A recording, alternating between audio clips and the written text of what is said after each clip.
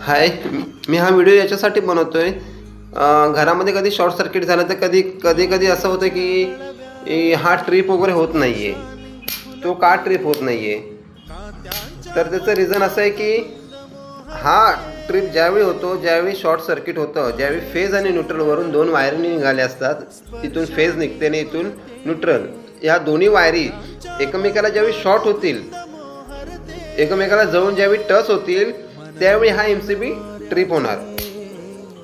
जर तुमच्या घरामध्ये रेग्युलेटर वगैरे जाळला असेल तर त्यावेळी हा MCB हा ब्रेकर ट्रिप होत नाही.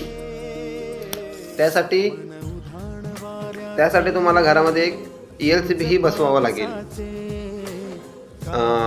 अर्थ लिकेज सर्किट ब्रेकर. त्याने शॉक वगैरे लागला तर तो एक ट्रिप वगैरे होऊ शकतो.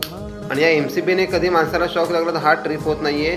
जर तो जास्त प्रमाणात शॉक लागला, जर ते फेज आणि न्यूट्रल जर शॉर्ट सर्किट झालं, दोन वायरी शॉर्ट झाल्या, तरच हा ट्रिप होतो. थँक्यू.